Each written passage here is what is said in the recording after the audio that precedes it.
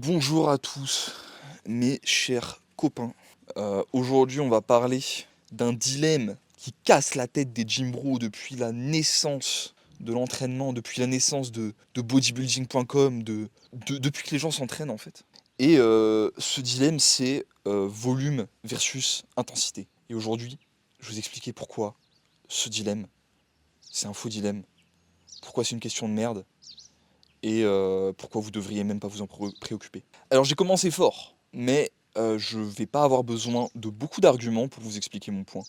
Déjà, l'être humain est l'animal le plus endurant du règne animal. C'est la seule capacité qu'on a plus que les autres animaux, c'est notre capacité à encaisser beaucoup de travail et tout simplement un travail long et à y survivre, à s'y adapter en fait.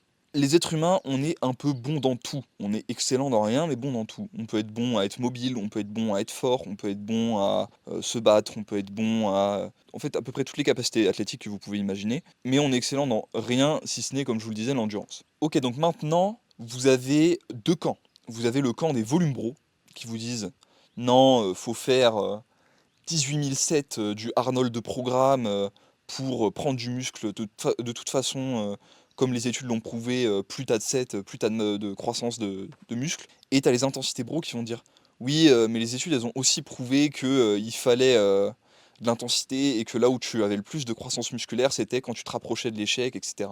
Les deux ont raison. Les deux ont raison et les deux ont tort. Les deux ont tort, pourquoi? Parce que les intensités bro pensent que vous ne pouvez pas avoir de l'intensité et un haut volume, et les volumes bro pensent visiblement la même chose. Donc maintenant, je vais vous dire que vous pouvez faire des séances avec 60 séries à l'échec. Vous allez me dire, mais tu es fou. Tu es fou, qu'est-ce qui se passe dans ton cerveau de dégénéré mental?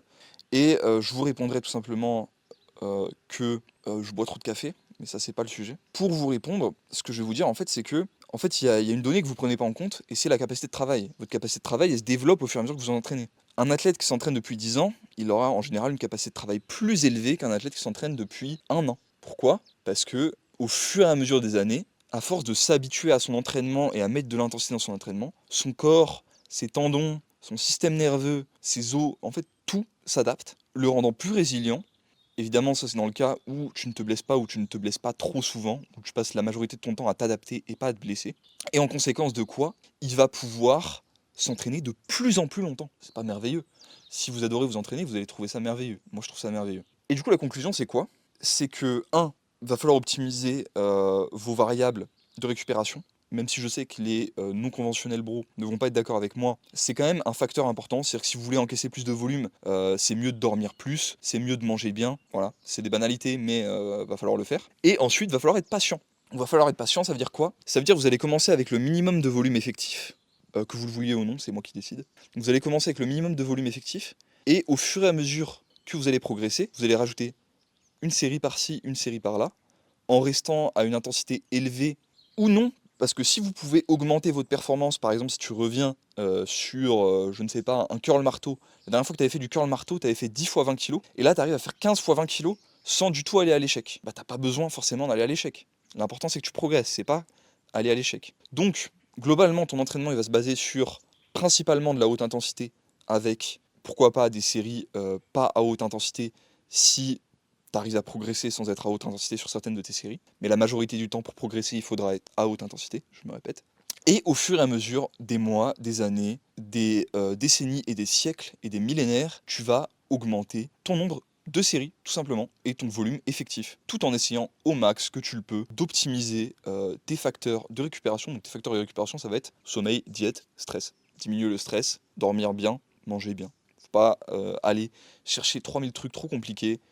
C'est ça les trois principaux, et une fois que tu as optimisé ces trois principaux-là, t'as plus rien à optimiser en vérité. Et voilà, je crois que je t'ai tout dit. Donc si tu crashes, parce que ça risque d'arriver, il y a au moins une fois dans ta carrière où tu vas crash, même plein de fois probablement, et c'est pas grave, tu prends un deload, tu regardes la vidéo que je t'ai fait sur s'entraîner quand on a mal partout, qui au final t'explique comment faire un faux deload, et tu reprends l'entraînement. Tu reprends l'entraînement avec un volume un peu plus bas que celui qui t'a fait crash, et petit à petit tu continues à le réaugmenter, et tu casses ta limite. En fait tu casses ton limiteur, tu vois. La première donnée, si vous voulez progresser à l'entraînement et continuer à progresser quand vous êtes déjà avancé ou intermédiaire, ça va être de comprendre, non seulement de comprendre, mais de faire de cette idée, un dogme dans ton esprit, et oui, je dis bien un dogme, alors je suis anti-dogmatique la plupart du temps, du fait que les limites n'existent pas. Les limites n'existent pas. Et quand tu comprends que les limites n'existent pas, tu brises les limites que les gens imposent. Note finale de la vidéo. Je pense que j'ai tout dit. Je vous ai dit la vérité sur l'entraînement. Petite inspiration de Matteo Déou, notamment sur le limiteur. Le reste de la vidéo, c'est moi, c'est mon cerveau. Il n'y a, pas, y a personne d'autre. Mes inspi, je vous l'ai dit. Shirokov, Matteo Déou, c'est les deux pour cette vidéo. Et mettez un commentaire. En commentaire, dites-moi votre tortue ninja préférée. Je veux savoir c'est quoi votre tortue ninja préférée. Mettez un like, abonnez-vous et propagandez ma chaîne. Mais mettez le lien en story, dites le meilleur youtubeur fitness que vous connaissez pas, etc. Voilà. Allez, salut les copains.